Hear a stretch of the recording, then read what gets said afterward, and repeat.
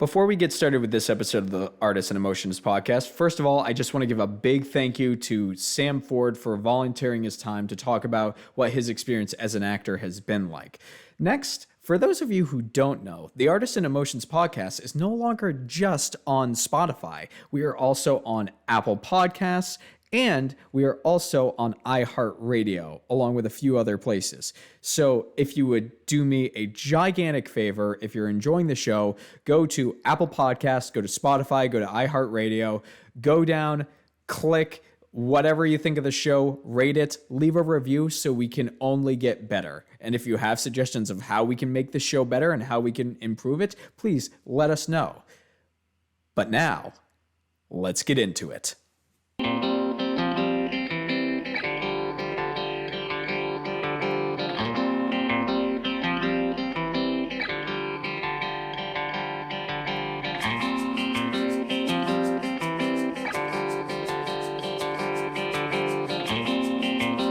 Welcome to the Artists and Emotions podcast. I'm your host, Cody Alexander Curtis, and I'm very excited today because this is a first for the podcast. Not only do we have a guest who I have not met previously, but we've got a guest straight out of the UK. This is Sam Ford. Sam is an actor, a performer, a storyteller, and honestly, as far as I can tell, just a super great guy overall. Sam, how are you doing today? But you're stuck in the middle of a moment, can't crawl out of where you are. Only steps away, the world's okay, but you can't see that far.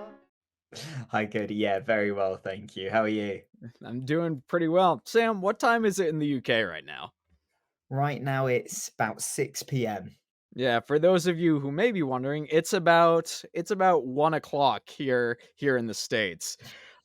So Sam, so we can sort of get some insight. Number one, how did you find out about the podcast and why did you decide to reach out?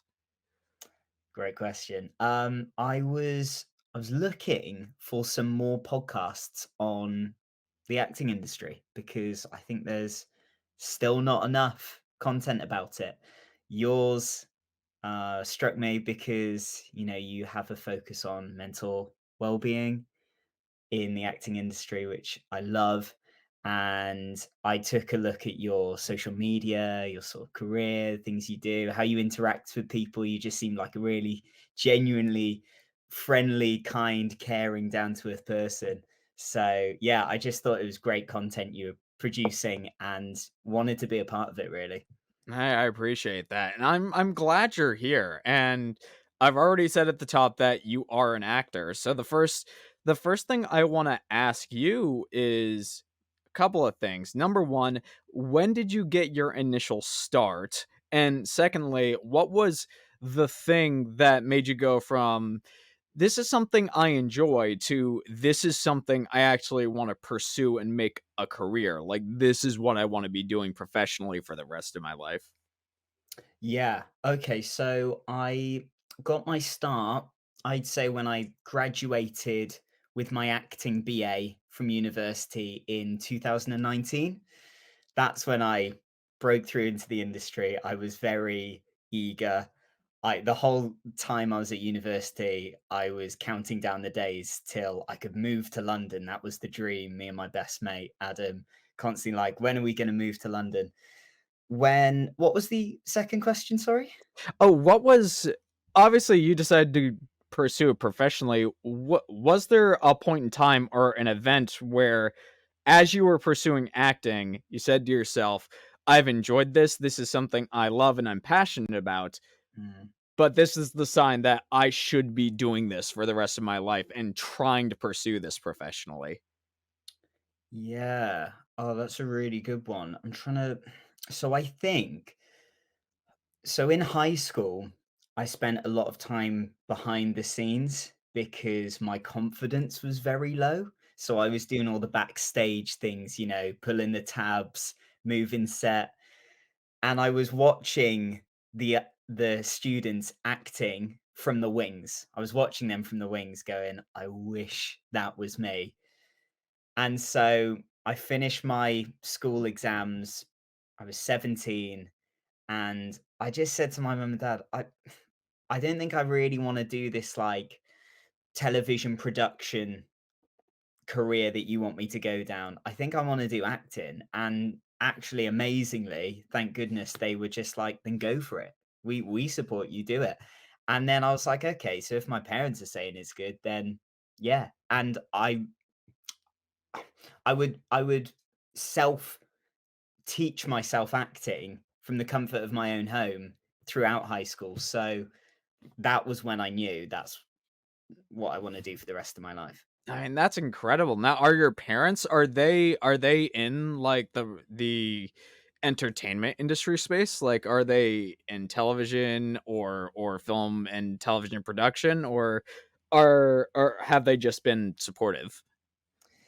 Yeah, they're not in that industry at all. My dad was a traffic engineer. He's retired now, and my mum is a music teacher. And however, my dad worked in Cheltenham Film Studios, it's called. He had an office there for his traffic engineering business, so he Gotcha. had contacts. So they understood the industry as much as someone who's not in it can. But they were just super supportive, really. Gotcha. That's awesome. Now, as far as your focus goes, are you somebody who gravitates more to the theatrical side of things, or do you like which area of performance? Because I mean, let's be fair, actors, we want to do every side of this whole thing, but is Yeah. there a certain category of performance that you cling to more or gravitate to more than the others? Yes. Theater and music specifically. I mean, I'm constantly like, I want to do more screen work. I want to get into screen. You never know, in 5 minutes' time, an officer could march up and send us to the front. And that thought frightens you. Frighten's a bit strong. No, it's not. You've been there, haven't you? What was it like? But I'm like, do I want to get into that for the right reasons? Because I just love theater. I love being on stage and I play piano and I sing. I just love that immediate response you get from it. Um, yeah. I mean, there's nothing that beats a live audience. That's Mm, very apparent. mm, Like mm. it's I am curious because there is a few different methodologies in terms of character work and line work and everything else. At least as far as what I've learned, or at least I may be incorrect, and you'll have to tell me this, and I might just be coming off sounding like an idiot. But the way that I've heard it is that in the UK, they teach that it's lines first and then the character work comes second. Is that true, or is that just a big old rumor that's over here in the States? That's interesting. I haven't heard of that one before. I generally, with my training, we'd be given the script and we jump into the character work then and there. And it was homework to go learn the lines. But actually, now I think back, when we did our screen acting classes with the camera setup, we were expected to come knowing the lines first, and then our teacher would go through character work with us. So I it happens a lot. I mean, is it different in America? I mean, I can't. It's sort of all over the place. That's all I can say. I can Yeah. only come from my own experience, and for me, I've always tried to get my lines memorized first, so it gives me the freedom to basically, whether it's stage or screen, walk around without having to hold paper, so I can just focus on my character work. So that's actually I think I'm gonna have to look that up because I'd be curious to see what the actual history of that is. Yeah. But Yeah. I mean, this is a prime opportunity because I'm not 100% certain what the actual entertainment industry is like over in the UK. And I'm sure most of the people that I know over here, and including some of the listeners of this podcast, we're all over here in the good US of A. So I would love just to hear from your side of things. What is the entertainment industry like over in like London and the UK? That's a big question. Where do I start? I mean, Anywhere you want to. yeah, well, okay, so like I think what my mind gravitates towards to begin with is getting an agent in the UK. That's on everybody's mind. You finish your training. When am I going to get that agent? So, drama school is seen as the place to go in the UK. You're taken basically, if you go to a London drama school, like a good one, you have access to certain contacts you probably wouldn't if you went and studied an acting degree at a university, like I did. So if you go to Lambda or ArtsEd or RADA, you'll have a big showcase in your last year, and you get quite a lot of high profile agents come, and a lot a lot of these students will get signed because s- going to a London drama school is it's quite difficult to get in. They generally don't take on young actors in the sense of you've just finished high school. They won't take on like 18-year-olds often unless you're really, really good. And and so yeah, they're quite hard to get into. And they're very small cohorts of students for each year. So if you go to them, then great. But it doesn't matter if you don't. As I'm sure in America, you need to have some sort of training or skill in acting, and then Yeah. and then it's kind of business, isn't it? Um, yeah, so getting an agent can be tough because there's a lot of actors here, and competition is tough, as obviously it is in America. It's a small island here, and a lot of foreign actors are also coming over because they hear about how great the London industry is. So yeah, it's quite hard. I definitely would say to anyone who wants to start a professional acting career in the UK, you really need to stand out. So in the UK, typically to get an agent, you'd send them a short email with your spotlight resume and some links and stuff, and you sort of ease them in, like, can we meet up for a coffee and have a chat about how I can sort of, help your sort of business and stuff. But honestly, you just get lost in the pile of everyone else doing that now. So I think you got to be quite creative with your methods. Um, and then yeah, it's a competitive industry here. So I, if I'm right, we don't produce as many movies and TV shows as North America, but there's a lot of theater here, so that's a bonus. Yeah, if there's one thing I could say, I'm almost sort of jealous of that aspect because I mean, I'm a theater baby. Like Sure. like I like you. It was theater first for me. Was my first great love and still is. Uh and I don't know.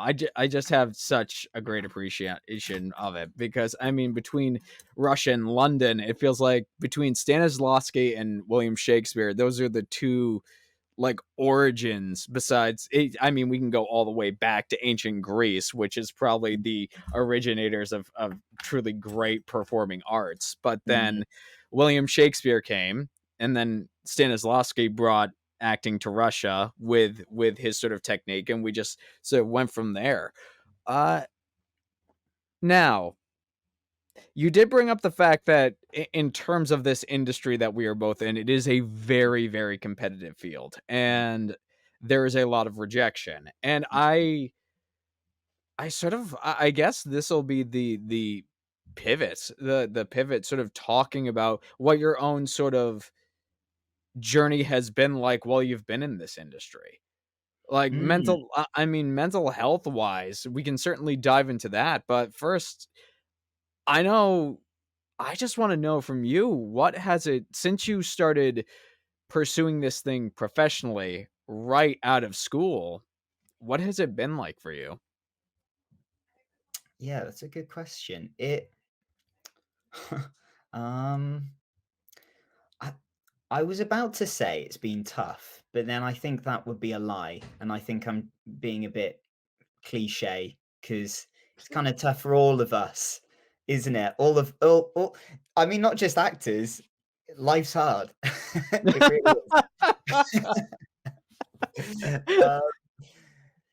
But so I moved to London after getting my acting degree, and I spent 6 months working at a call center. Specifically, they specifically hired actors to do their telemarketing.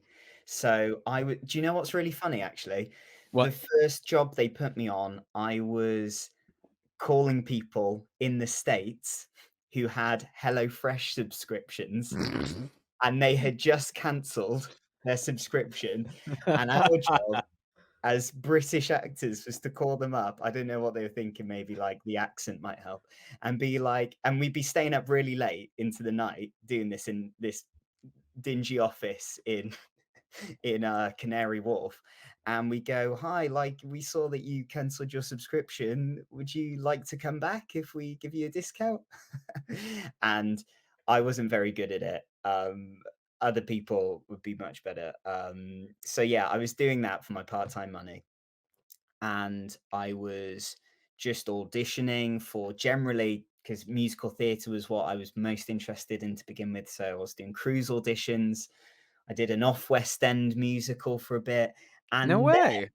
yeah. It was called Out of Water, a Brazilian pocket musical, and they did a stint in New York. Um, and then it came to London, and it was only a short run. Um, but then after that, I booked a 13-month contract with Universal Studios Japan to be a performer for their park. So Wow. that was like 6 months into me being in London, and then basically I moved there and did a couple of years in Japan as a performer, which I loved because it it really changed my life because the pay was really good. They put us up in nice accommodation. You had a per diem, so you could save a lot of money, and that's really helped since I came home from that in 2022. That really helped having a nest egg to support the acting career. So it that was really good. But then since 2022, and I've really been in the trying to get into the UK industry, I've seen quite how tough it is, and yeah, it's hard at times, but I love Yeah, it. I got it. It's interesting. So basically, from 2019 to 2022, or maybe I'm getting the dates wrong, but you were over in Japan for a little while. Yeah, Were you over in Japan when COVID hit? yes, Okay. yeah, Let's talk about that. yeah, What was it like when you guys got the news? Like, obviously everything shut down.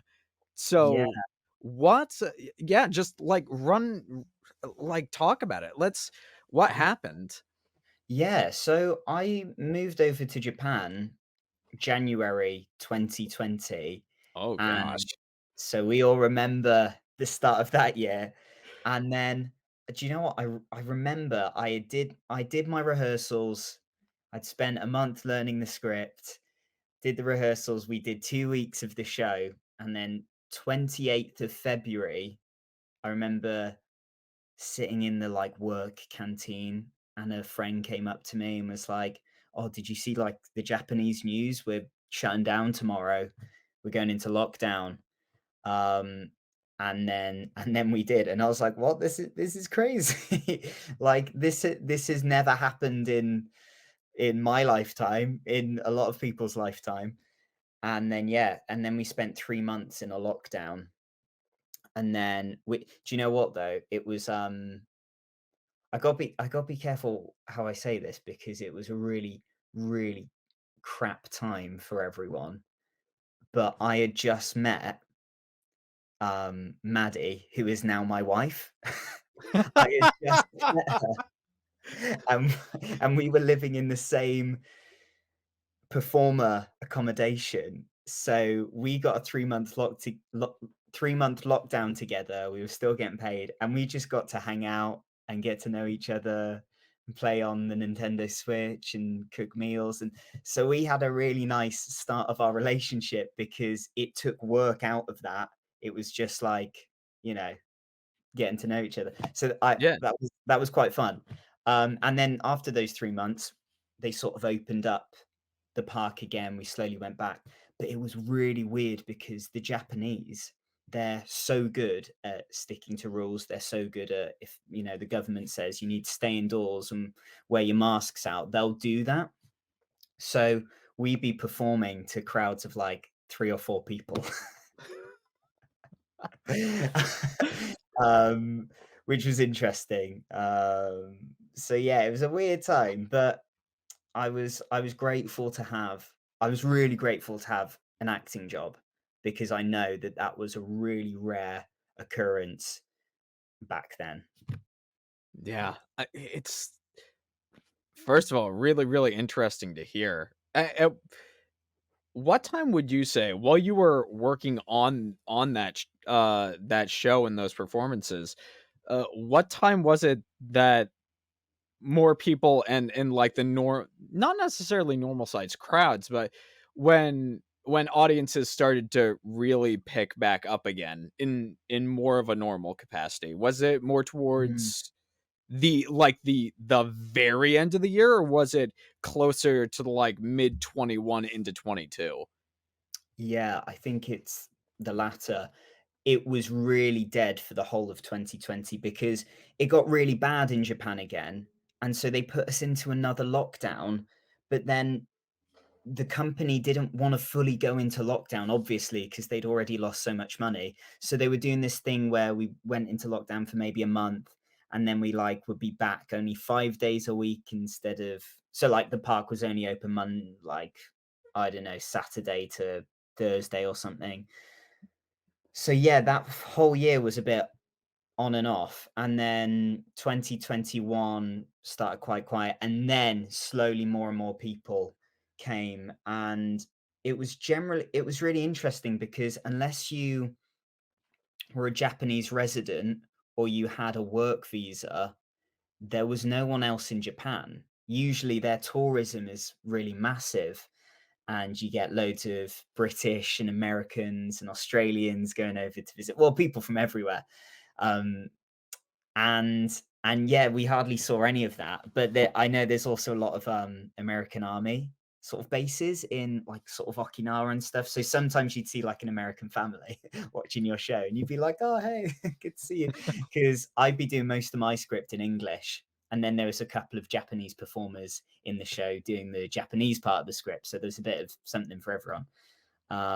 So yeah, it was 2021 that it really started to pick up then. But it didn't get back to normal like it is now. Like you look on TikTok and Instagram of videos of Japan right now, and it's like rammed because everyone's there. Yeah, it's sort of interesting because really the event that was 2020 with Corona, it doesn't feel like, in at least in terms of the industry, things went back to fully being normal until the beginning of 2023. Mm, Because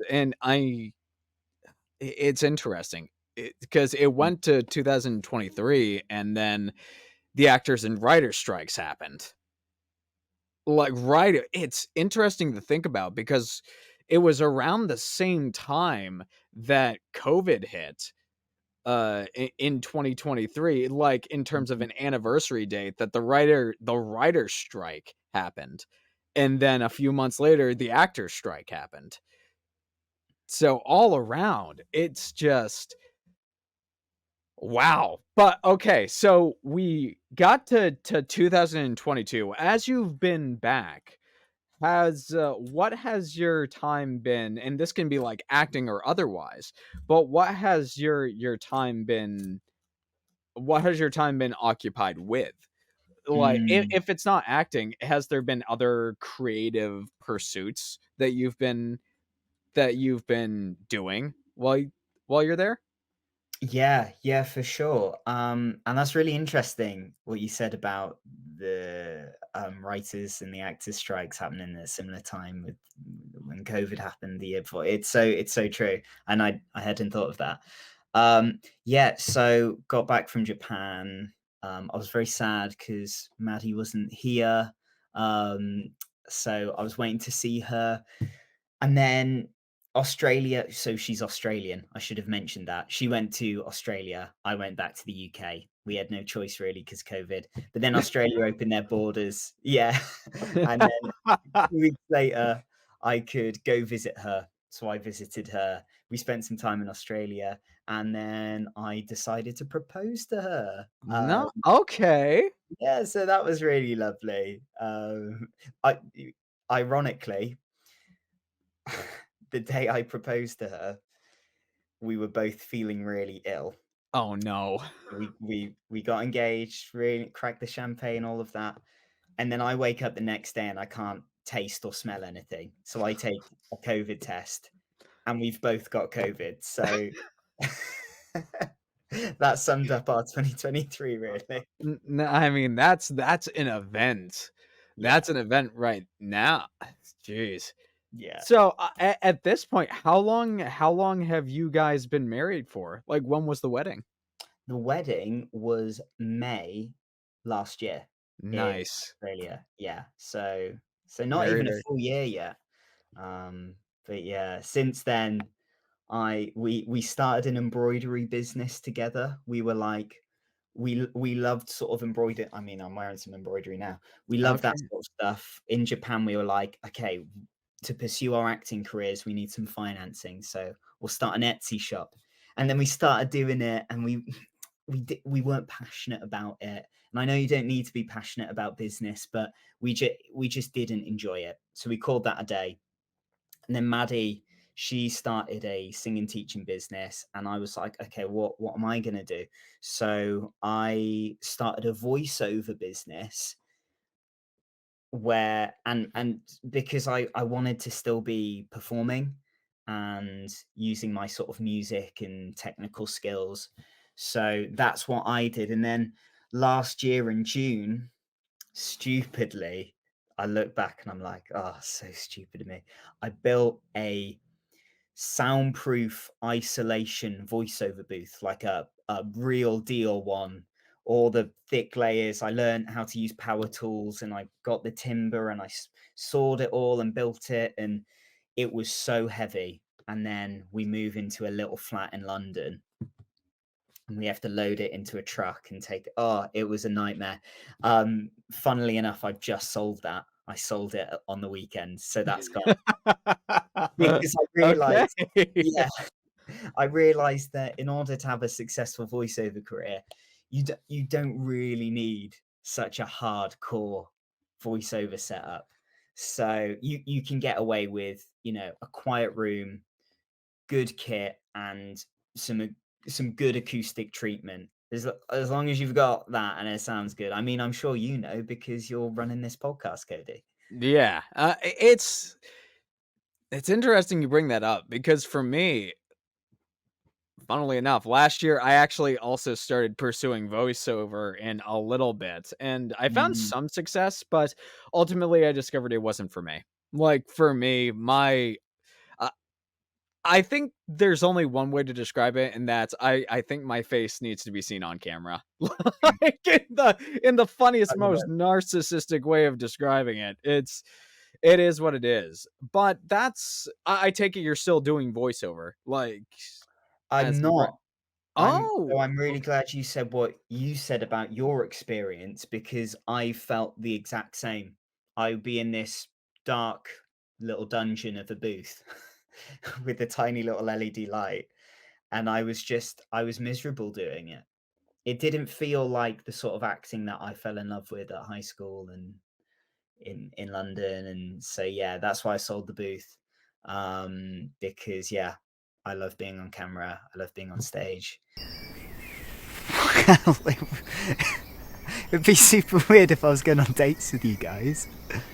Table for two with an extra chair for the lemon.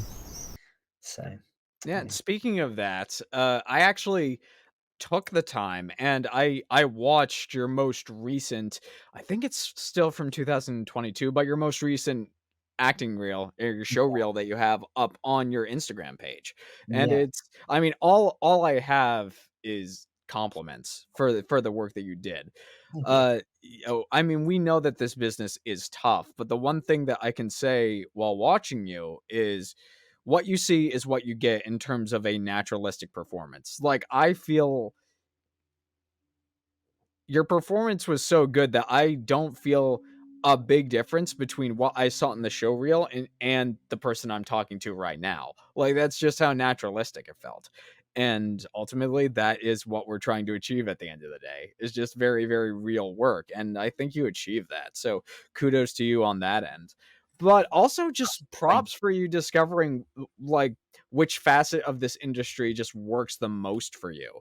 Because that is something that a lot of actors, new or older, they can get tripped up on. There's so many different unique facets about this industry, from headshots to discovering your casting type to discovering where you fit in the business, that it can be a little bit daunting. And that's where I want to switch over to talking about what your the mental health side of this journey and what that has been like for you, because you've briefly mentioned it. I've briefly mentioned it in terms of talking about how difficult this industry is, but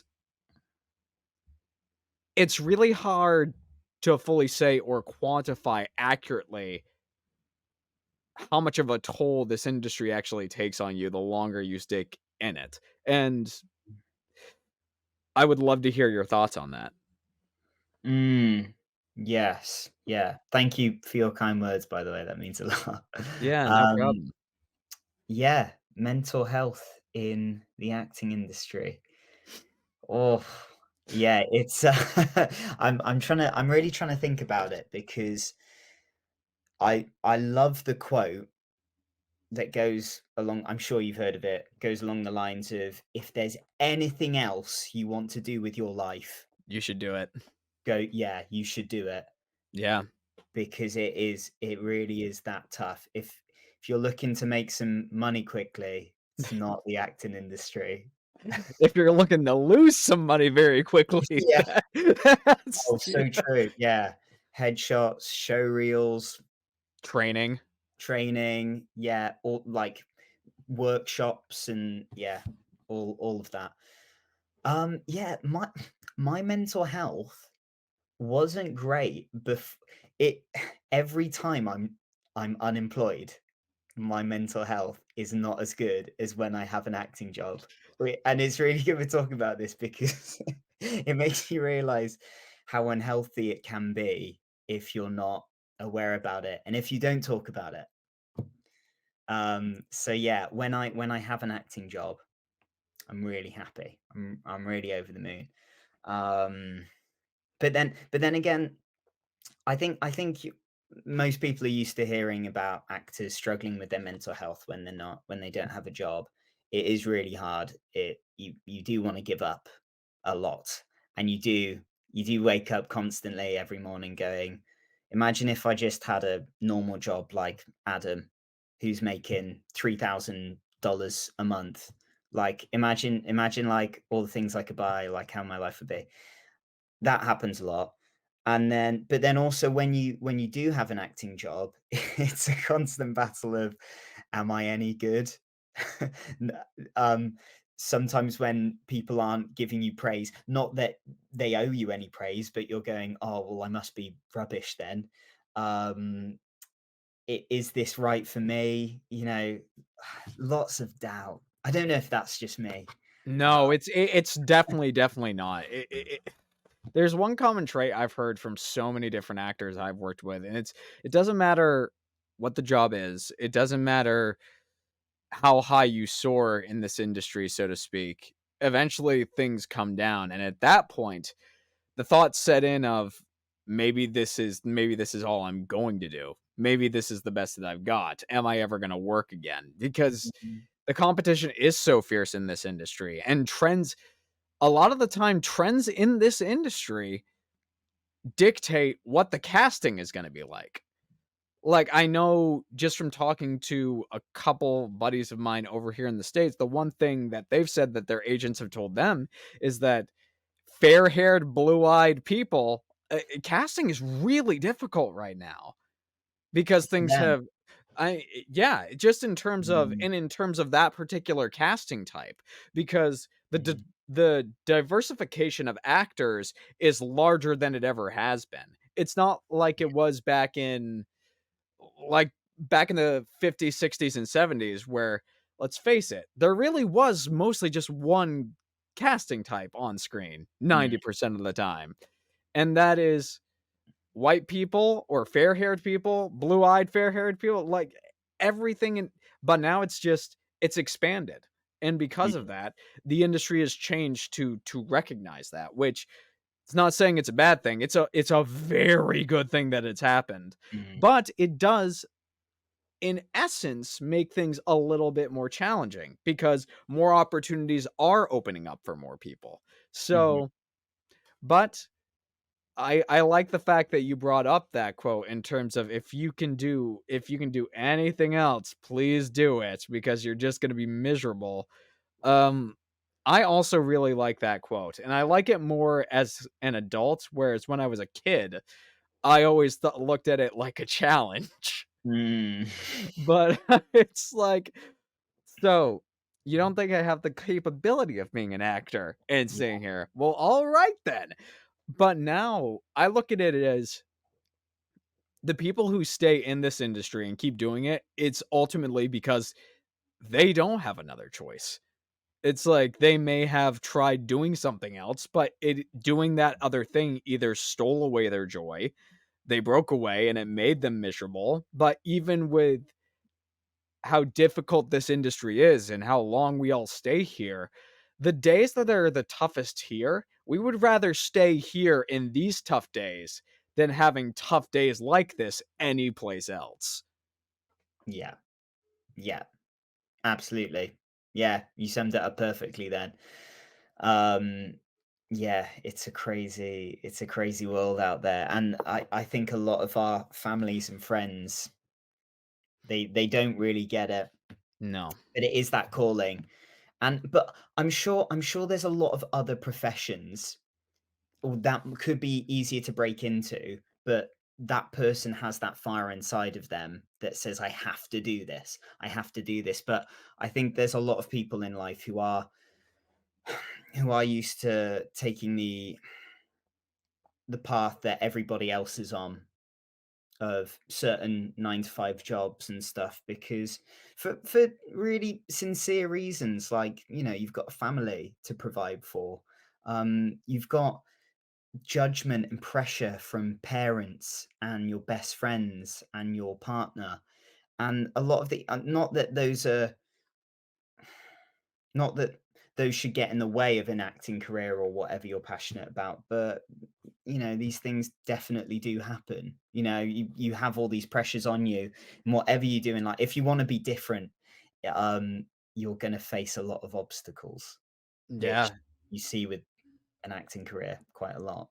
Yeah, it's interesting you bring that up because the world has sort of shifted in some sense, especially in the world of entrepreneurialism, which Mhm. once again, if you're going into the entertainment industry or a creative space and trying to make it professionally, you do have to become an entrepreneur. And most of the time that just comes down to the fact that doing a creative field on its own for however long it takes, it will not provide a livable income. And so Mm. other things have to go along with it, whether that is working the 9 to 5 job or starting your own business or multiple business to go along with that. But the world has sort of shifted in the fact that back in the day, it was like the 9 to 5 job and college and all this other stuff. It was sort of the thing that you did, but pursuing a artistic field was sort of a taboo sort of thing. And Mm, it was very, very looked down upon. Of course, there's exceptions to every rule. It was looked down upon for a lot of the same reasons it is now. It's just being pursuing something artistically was just seemed as very, very weird. Whereas now, being pursuing something creative or being an entrepreneur or getting away from the 9 to 5 in today's market, specifically if you look on the internet, is like that is the norm thing now. mm, And for somebody who wants to just do a typical 9 to 5, that's the thing that is ostracized. A good port. I know. I don't know. mm, I don't know what it's like in the UK. I know that in the United States, it is certainly the case. Even for, I think with the people that I work with, because I work at, besides doing all the artistic stuff, I work at Starbucks, and all of my coworkers are also, some of them are doing science related things. One of them is an animator, and it's all sort of this same thing. But I I do sort of envy those people who decided a long time ago that they do want sort of the traditional family lifestyle. Like they want a wife and children and they want to work a 9 to 5 just so they can raise up and provide for a family. Cause I'm not built that way. I've had a lot of discussions with my own parents about this, mm. but I just it can't. It's not just an artistic thing. It's my goals within that artistic space are astronomical. And by the sounds of it, you're sort of in the same way where it's like you want to be serving and telling stories, but you don't just want to be good. You want to do something that's great in the long run. Yeah, yeah, yeah. I totally agree with everything you're saying. Um, I also knew we'd get along because I've been following your Instagram. I love when you repost stuff by Alex Hormozy, who Yeah, I I'm a love big that, fan of man. that. He's so good, isn't he? Yeah, it's him and it's him and Chris Williamson for me are the 2 people I follow Oh, the yeah, most right now. Like, yeah. honestly, we could probably talk about those 2 for an hour. It's I think the biggest thing for me is I'd love to actually I would love to hear your thoughts on them because I haven't, knowing that you follow them, specifically Alex Hormozy the way that I do, I would love to get sort of your perspective and why you enjoy listening to him. Mm. Um, the thing I love about him the most is his bluntness and that he says things that are true, but generally you don't want to hear. But if you open yourself to such valuable information he's providing, I think it can make you it differentiates you from being average and being exceptional. And I think the advice and the value he provides is exceptional. So, because he talks about entrepreneurship and how to be an exceptional entrepreneur and how to scale your business to insane numbers. And he also talks about the judgment that comes from it, from like literally like what you posted today about how people will root for you when you're following your dream to begin with because they're at a higher stage in life than you and you're sort of going from nothing, and then when you make it they're like, oh, look at you, oh, you're too good for us now. And he's like, what, why were they like that, so that's why I really like him. And his advice, a lot of people use his advice for scaling, businesses that for selling products and providing like services and things like that. But it's advice that can definitely be applied to acting and scaling your acting career. Um, yeah, so that's the main reason. Yeah, and I think it's what you just said at the very, very end is important to note Mm, because once again, the craft and love for acting and storytelling, it is definitely a part of it. But the longer you stay in this field, you realize that trying to become an actor is it's like every other business out there. It's like the details of what you've got to do to scale yourself as an actor and keep growing, those are the things that are different.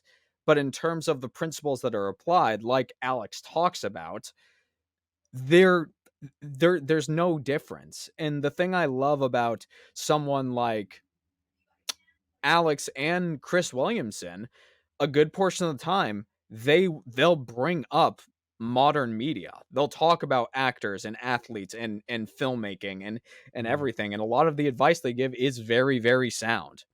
mm, And Chris Williamson is actually above and beyond a few other examples. He's one of the main reasons why I started this podcast.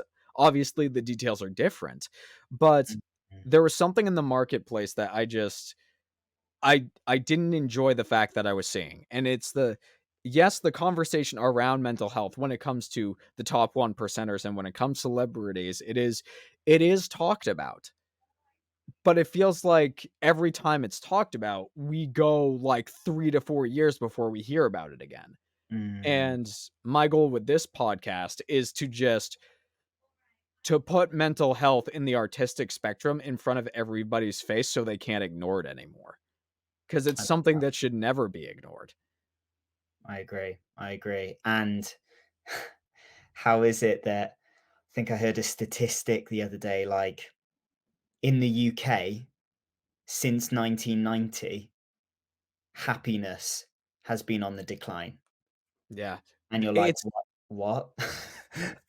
and it's interesting you bring that up because Mm, I think it's a similar thing over here in the United States. Like mm, across the world, the statistic is that since the early 1900s, depression, sadness, the ability to live life without joy and happiness, it has gone substantially downhill to the mm, point of like it's the world has gotten darker in some not very good ways. And there's a book, which I think this might actually be the first book recommendation I've made this entire year so far since this year started. But it's one that I read last year, and it's called The Body Keeps the Score.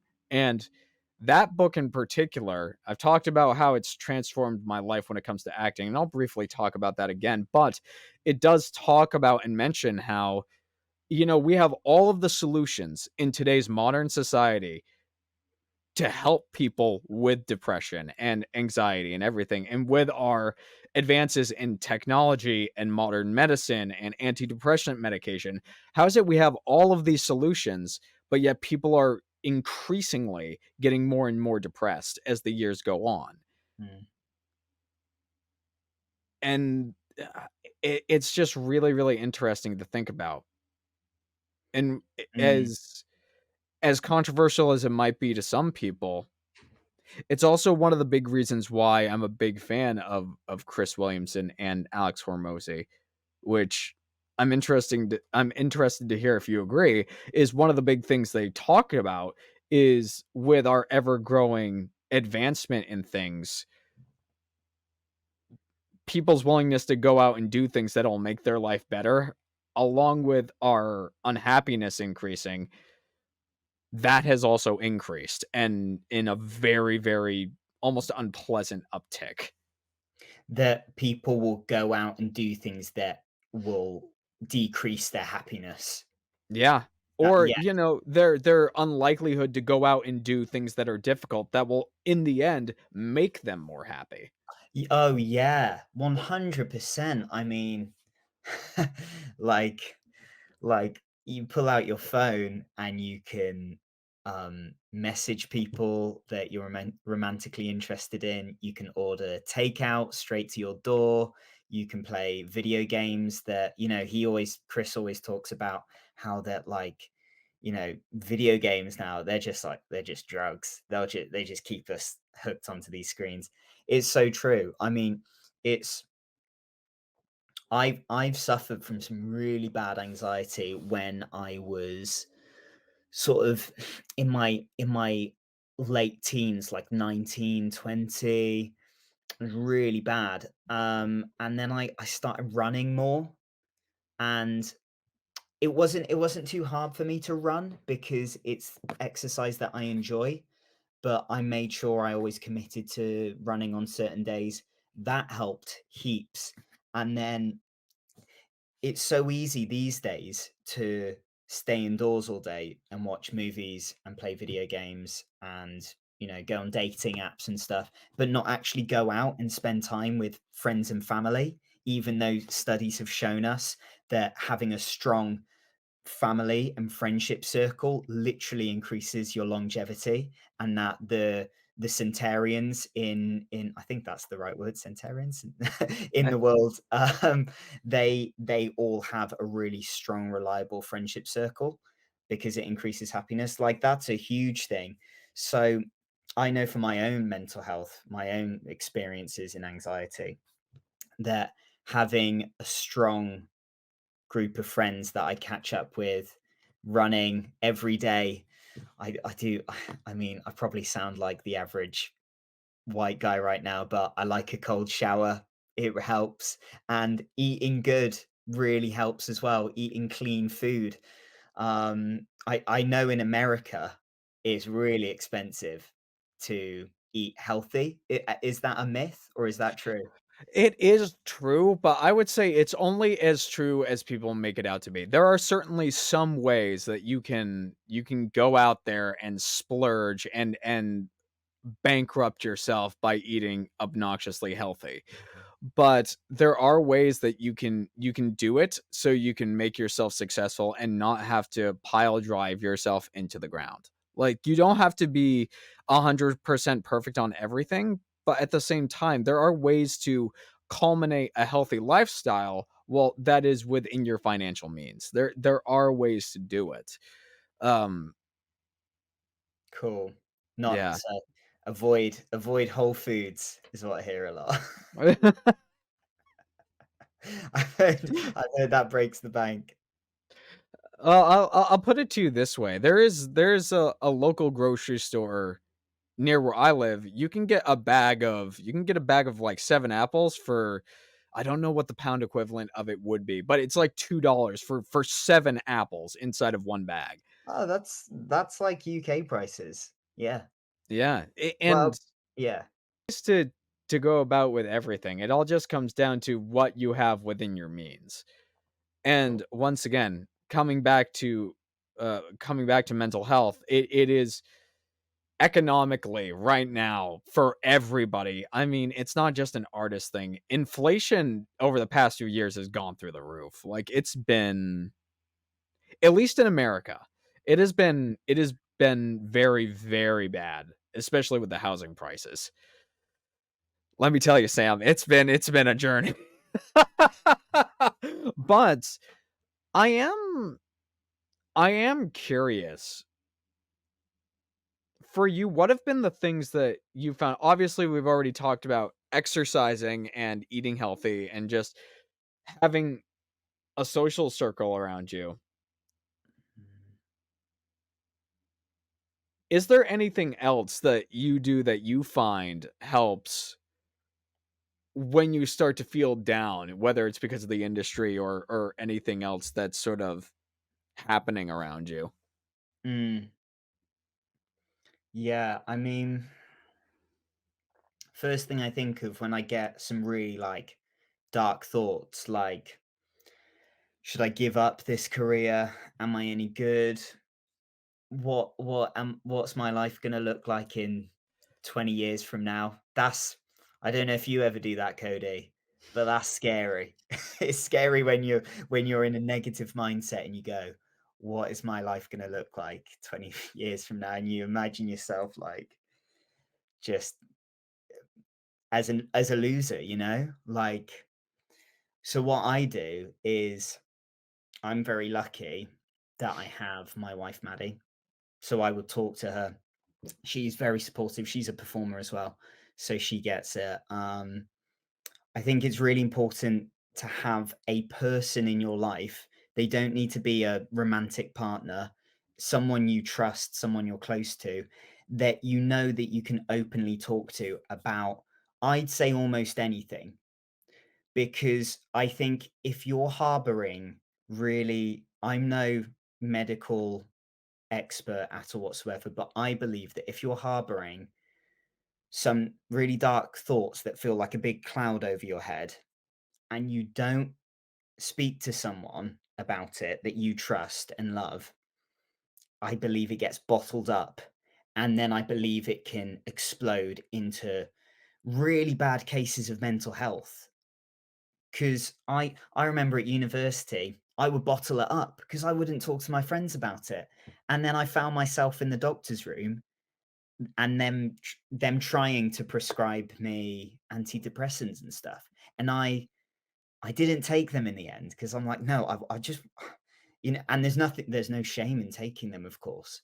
Um, but I knew there was something else I could do about it before I got to that point. So I think it's so important to have someone you can talk to openly about those things because I do believe, especially our generation, is really bad at bottling it up. Well, all Mm. generations, honestly. I mean, our parents' generation. Oh my word.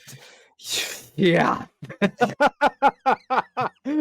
Yeah, that's oh man. If and I think that's I don't usually give assignments when it comes to this podcast, but that is something that I think everybody would benefit from, especially if whether you're in a good relationship with your family or not, is just reaching out to a parent, reaching out to a relative who who has some life experience from before you were born, and just see, like, ask them what it was like 30, 40, 50 years ago for them. Like, what did they do when they felt the way that we currently feel right now? Like, what were Mm, the things that they do? I know it seems, it might seem a little bit intrusive, but it is an educational experience that honestly I think that we could all learn from, because yeah. once again, like we're sort of talking about here, very much like how the film industry or the entertainment industry as a whole was very, very minuscule in terms of its opening up to diversity in terms of casting and stories. The world was very, very strict in regards to actually showing emotions and being able to deal with it. Like, Mm, I don't know about you, but I know over here in the States, there, even to this day, there's been this stigma about going to see a therapist, going to see a wow. going to see what we call over here a shrink, because it is seen as like a very, very bad thing. I think the best way I can put it is, have you seen the movie Good Will Hunting? Yes. Okay, so Matt Damon's attitude in regards to going to see a therapist about how basically every single one of them would not be able to help him and how they're all quacks, like that attitude has been over here for a long time. And Wow, yeah, that's crazy. I'm really shocked to hear that. I would have thought in America it'd be so much better right now because I think it is in the UK. It might not be something you really, unless you're really close with your family, it's maybe not socially acceptable yet to bring it up over the family dinner table. But if you told a close circle of friends, I'm going to see a therapist now, they would be really supportive. And I know a lot of 9 to 5 companies in the UK, they have mental health and well-being sort of courses and funding integrated into their employment now, into their jobs. So if you get a job at an office down the road, there's often a therapist that they might pay for you. Or I mean, I don't really know the ins and outs because I don't work one, but I know yeah. it's really socially acceptable now. I mean, there's still a lot of nonsense like you were talking about. There's still a lot of that, and there's Yeah. definitely groups of people who all look down on it. But I think it's getting better here. Yeah, I agree. It's like it's usually, and I put a lot of the fault on looking at these depressive solutions more on a generational thing, because a lot of the things that everybody believes, their point of view and how they come across as adults, a lot of that is generational in terms of what they learned from their parents. Yeah. And if you're somebody who was taught from a young age that going to a therapist, it's like a sign of weakness, or showing your emotions that it's a sign of weakness, unless you've learned otherwise from other people, that's going to be the kind of thought process that you bring with you as you get older. Mm, it's And it's true. one thing I wanted to share with you is, going back to the body keeps the score, that's one of the major things that it talks about. And it's not just like big things like that, but it's Mm, also little things. Like if somebody stole your lunches or lunch money when you were going to middle school, a good portion of the time those little things do seep into you as a person as you grow into an adult. It's mm, like trauma is something that is more than skin deep. It's something that infects your very blood cells. It's one of the things that the book talks about, and I know, at least for me, it's something that I've brought into my own acting practice, because I don't know. I think the only way that I can describe it is, trauma is something that, for me, I don't think I've ever heard a single acting instructor or an acting teacher or workshop ever talk about the fact of how much of a potent portion of a character is the trauma that they've gone through, or the experiences they've gone through when they were a little kid. mm. Yeah, you're totally right, and you've given me some good ideas there. I'm really glad you talked about that because the reason why that is because nobody talks about their own trauma.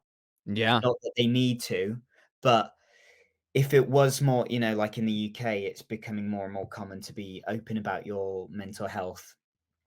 If there was more of a conversation about it, it would seep into actors training a lot more. And it's so true. Why is this man shouting at his partner in this scene? Is it because he's upset with her that she went out without him? Or is it actually because of some trauma when he was 4 years old, like you're Y- talking about? Like Yeah. maybe he's getting yelled at? Yeah, for sure. I mean, let's just, simplest example out there. Let's just take a look at the dynamic between Mufasa and Scar in The Lion King.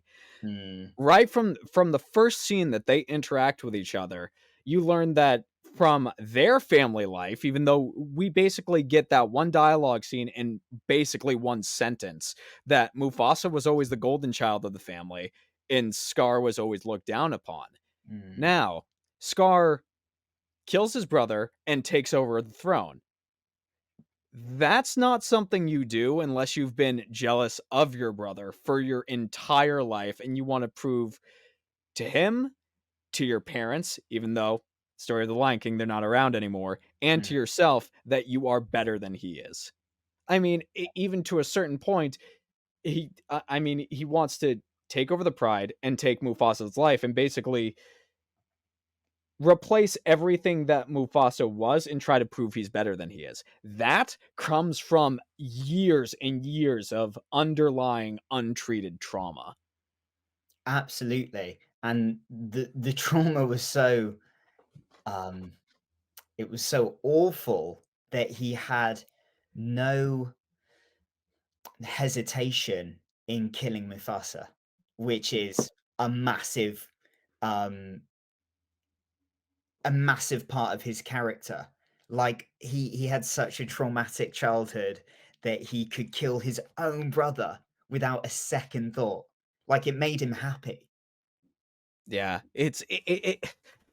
I mean, this is a topic, once again, I'm so adamant and passionate about talking about this because ever since I learned about it, and once again, if you are a human being If you are a creative person, specifically if you were an actor, The Body Keeps the Score is a book I think every single actor and creative person needs to read if they're telling stories.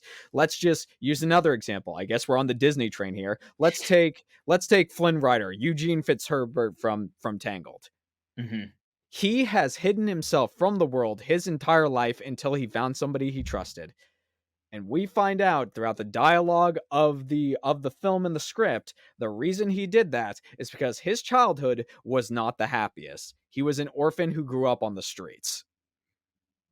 And the Yeah. only reason why he became the person he is because he wanted to pretend to be somebody else so he could provide a better life for the people around him and put an image out there that he was better than he was. Once again, that's not something you do unless your experiences and your life have not been the most pleasant when you were growing up. And once again, trauma doesn't have to be like the examples we're talking about here. Scar and Flynn Rider are two very extreme examples of this. But in terms of acting, there are so many little tiny facets that make up a person that don't even have to be from like a super traumatic experience. It could just be something that happened to you when you were younger. Hmm. It's so true. Yeah. Um, so right. I think talking about it is a really good way to start, is to make you realize as an actor, am I am I studying people as much as I think I am? Am I putting enough, not that I want to stress anyone out, but am I putting enough work into this characterization, into this study of the character? Because yeah, things like trauma come into play. And sometimes it's a lot, like Scar and Flynn Rider. Sometimes it's just a tiny bit. It's just a teeny little something. And there's not just trauma, but there's all sorts of past events and relationships and things that have happened to you throughout your life who make you who you are. And, Stella Adler and people like that will tell us to just sit on the street and people watch. But that, I don't think that's enough. You do need to, that's why it's so important to make friends with new people and to be open to making friends with new people so you can be genuinely interested in others and learn about other people's lives in whatever way they want to share it with you, because you're going to learn so much about people. And like we were talking about earlier, we're our generation, I think, is so used to staying indoors now, and watching TV and playing video games and stuff, that we're not going out there as actors and seeing Yeah. people and meeting people as much. And like our whole thing is the study of and becoming people, playing characters. Yeah, yeah, it's crazy times. Yeah, it's if we look at the study of acting as a whole, it is like you said, it is the study of people. And one thing that a lot of actors get tripped up on is in this pursuit, it can be very easily to slip into the vein of only reading books about actors, only taking acting classes, only actor related things. And unfortunately, acting is not the study of actors who study acting. Acting is the study of the world around us. And 95% of the time, the stories that actors we say we want to tell, the characters we're trying to play, they aren't actors. They are the engineer from across the street. They're somebody who works really late at night. They're in extreme examples, they could be like assassins or serial killers, or they could be book authors, or they could be world travelers. Those aren't the kind of people. I mean, it's like Amelia Earhart was not an actor. She was somebody who loved flying. And you can't really learn about somebody who loves flying if all you're doing is studying acting. That's It's so true. and one thing circling back to Alex Hormozy, who we were talking about, one of my favorite quotes of his is you learn what your passion is by doing something you suck at and eventually getting good at it. And then people will ask you, how did you discover what your passion is? I did something that sucked and I got good at it. And it's like, once again, not just with trauma, somebody who loves going out and traveling and adventuring, the reason why they are that person is because when they were younger, like, were they probably very good at it? No, but they learned to love being outdoors and seeing what the world has to offer. Mm, that's so true. Yeah, yeah. You you don't need to be talented to be a good actor. No. You and you don't need to read every single methodology and acting book out there and take every class in town. I mean, it gets obsessive, doesn't it? Because Mm. we see these incredible performances on our big screens, on our screens on home now with, with Disney Plus and Netflix and Amazon Prime. And we're like, oh, what did they do? They did this. Okay, so I need to do that. And then we see another actor we like, and they're like, oh, they did something different. I need to do that. And you're right. You enter this never-ending cycle of spending all of your money on books and classes and courses and all sorts on acting when a lot of what you could, like, Alan Rickman said a great thing. I forgot what it was. It was spoken about at my university graduation because the chancellor of my university is Dawn French. I don't know if you know Dawn French. Yeah. I have heard the name, I don't know who he is. It's actually a woman. She played the most iconic role. She played the woman in the painting in Harry Potter, who would sing at the glass, and then the glass. No way! Yeah, She it's was the fat l she was the I think it's either the gray l yeah, I think it's the gray lady. There we go, yeah, I think no way! that's right. Yeah, yeah, That's and incredible. she's quite famous in the UK. She does a lot of like sitcoms and things like that. Um, but she spoke about Alan Rickman, what he once said, and that is to be, a great I'm rephrasing this. I don't know the exact words. To be a great actor, stop worrying so much about like all this acting information, but go out into the world, read the newspaper, consume art, go to a museum, go to an exhibition, travel the world, meet new people, do all of these things because they make you a more experienced, well-rounded person. And it's such good advice. And I think a lot of us know this advice, but yeah, we get stuck in that cycle of books. And you're so right though. Reading, acting, like that guy down the street, that mechanic down the street, he's not worried about a camera being on him or an audience watching him, and his gestures and facial expressions and words coming out of his mouth might not be as clean and as articulate as an actor because he hasn't woken up and done a vocal warm up and tongue twisters and things like that. He's just woken up, had his coffee, gone to work. And yeah, I think as actors we can learn a lot from real people because we get so stuck in being this perfect Barbie doll that we think the world wants us to be. Yeah, oh, I'm so glad you brought that up because Mm. I love it when people like Michael Caine and other very prolific actors, they talk specifically about what it's like portraying a drunk person. And the one thing that I've noticed is that I mean, like you were saying, us actors, whether it's a self-tape or we're on set, every little thing feels like it needs to be perfect. We need to get every line of dialogue in. We need to like our hair and makeup and our positioning and what we've prepped and everything we've done, it needs to be perfect. But in reality, if we're auditioning to play a drunk person, it's like, why, if we are stumbling over our words and we miss something when we're auditioning to play a drunk, why are we not just moving forward with it? Like, why do we feel this like innate urge to stop the tape and go from the beginning? Whereas anybody who has seen somebody who has been remotely drunk or even slightly buzzed, if they slur or stumble over their words, they just keep going. They do. They do. They don't care if they're making any sense. There's something that they want, and they're not fussed about the words coming out of their mouth to get what they want.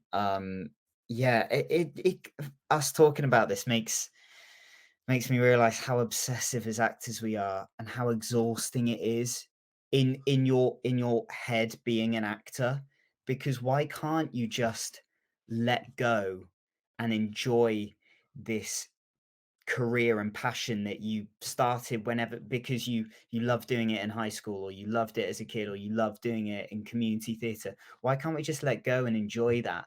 Why are we so worried about being good all the time? It's so exhausting. Yeah, and I mean a part of that is the industry. Unfortunately, the industry has pushed if you're not going 1,000 miles an hour like somebody who's in the NFL or somebody who's a member of the Screen Actors Guild, then you're not going to make it. The problem is none of us are at that level yet.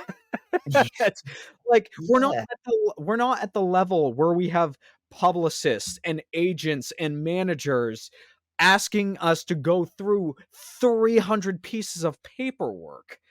It's that stuff we don't have to worry about right now. But we as actors, we act like we do because the industry has taught us that if we're not hustling 24/7 to make this happen, we're not gonna make it. yeah, yeah. I totally agree with you. That's why I'm so close to buying the YouTuber's new book. He's called Ali Abdal. Have you heard of him? Yes, Productivity. I love him. He's amazing, isn't he? He's got his new book, Feel Good Productivity. I listened to his podcast the other day with Pat Flynn on Smart Passive Income. And he's talking about, he wrote this book because he hates that this culture that we're all in of productivity is hustle, it's grit, it's feeling like crap, but doing it anyway. Obviously, there is some of that in life, but he's like, on the whole, we can be productive and it can still feel good. Um, it's so true what you're saying. We will compare ourselves to Timothy Chalamet and feel like we're so behind. We're like, how old is he? And he's got this acting career. We're so behind. But you're right. He's got a whole team behind him. He's got so many people. Um, and I constantly have to remind myself what Gary Vaynerchuk says. He's like, if you are 20 years old, you're a baby. If you're 30 years old, you're a baby. If you're 40 years old, you're a baby. You've got so much time. You've got so much time. With modern medicine, I genuinely believe most of us are going to live at least till 100 years old and beyond. So if you're like 25 years old right now, you've got 75 years more like left of life. That's an insane number. What's the rush? Yeah, and it's crazy to think about, especially if you're a highly motivated, like hardworking type A personality. Hey, guess what? Everybody listening to this podcast, you've been listening to two of those kinds of people for the past like hour. Uh, Yeah. and the one thing I'm sure you're the same way, where we just because we have possibly accomplished so much already at a young age, we think that that level of result and work needs to keep going before we're the age of 30, and somehow if we get to 30 and we haven't accomplished everything, we're going to be failures. But then it's like, in let's take 7 years, we're not even going to be 35 yet. Yeah. And if that same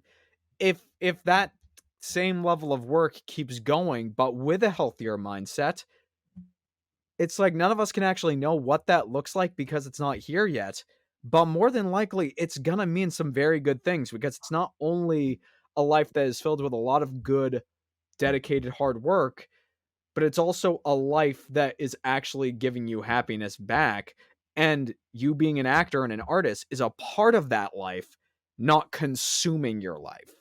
Mhm. Mhm. It's so true, Cody. We get such a tunnel vision on acting careers. And I think it's got worse since social media has been on the rise, Yep. because we'll go onto our phones and we'll see acting friends, and there'll be, sometimes there'll be the odd friend who is just like booked a job on like the biggest movie of the year, and you're like, what? But they're younger than me. What am I doing wrong?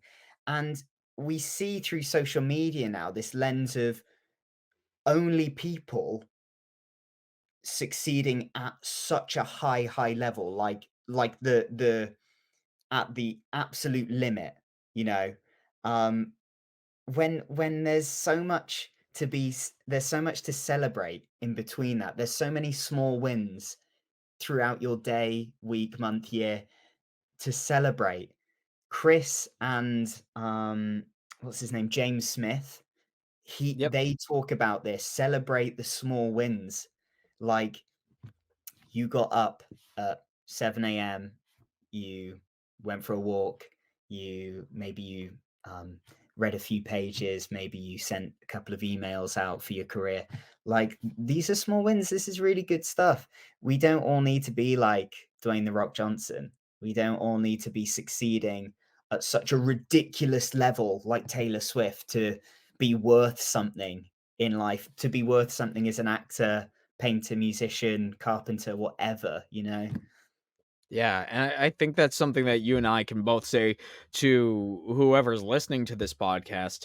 One of the big reasons we all get tripped up is number one, we forget how far we've come on this journey and how much we've accomplished on it in such a short time. Because let's be honest, it is such a short time. And number two Mm. is we forget the reason why we started this because we're just looking to the future and we're not focusing on all the good that we have right here and now while we're pursuing this darn thing. Yeah. Yeah, that's right. I mean, you're an actor because you enjoy it, right? Like, if you're not an actor, if you're not enjoying it, I if there's anyone out there who's not enjoying acting but still doing it, I'd be genuinely really interested to know why that is, because it is such a tough industry. Um, yeah, you have to love it, and you have to embrace every single part of it. And you I Michael Caine always talks about not having a tunnel vision on Yeah. acting. And I know that a lot of beginner actors out there new to the industry will hear that advice and go, nah, not me. I'm fine. And their ego will kick in and go, I'm gonna be the next thing. I'm gonna be the next biggest thing within 6 months. Watch. And then you've had such a tunnel vision on acting that it can destroy your relationships. It can destroy your physical health, your mental health. The rejection is so intense because your acting is the only bit of your life that, yeah, it can ruin you if you're not careful. And I say that because I've had a tunnel vision on it at times, and I've neglected friendships and family relationships, and I've neglected my bank account, and the money has shrunk. Like, it really happened. It's yeah, like in London. Sorry, I'm in London, but when I was living here before Japan, I would I would have such a tunnel vision on acting that what would make me feel better at the end of the day would be like getting a takeout meal. And I'd be doing that so much. And I'm like, the money's going down and I'm putting on weight and it's really not good for me. So it's hard. Yeah, it's like just doing this cuz you love it is the most important thing. And that's not to say that the journey's going to be easy. It absolutely is not. Part of the once again, we're officially those people. If you can actually do anything else besides acting that will bring you more joy, you should. Like, quitting is one thing, doing some leaving something that isn't working and is not fulfilling you is something completely different. And I think now we both realize that's what they were saying because there are so many ups and downs and this industry is so nuanced and it's difficult and it can be downright depressing and heartbreaking. It's it is what it is, but there's so much good to it too. And Sam, I want to thank you so much for your time for coming on to the podcast today, because you've said a lot of really, really good stuff that I hope everybody listening to this podcast will take with them. And now I want to turn it back to you one more time. So if there's anything you want to shout out, anything you sort of want to talk about, or any last pieces of advice in regards to the industry or mental health, it's your time to shine. Thanks, Cody. Yeah, I've had a lot of fun, by the way. This has been really good. It's it's the second podcast I've ever done, but first one on acting specifically. So yeah, I've loved it. Thank you. And you're such a cool guy. So it was great to meet you on here. Um, I mean, I think what you were talking about,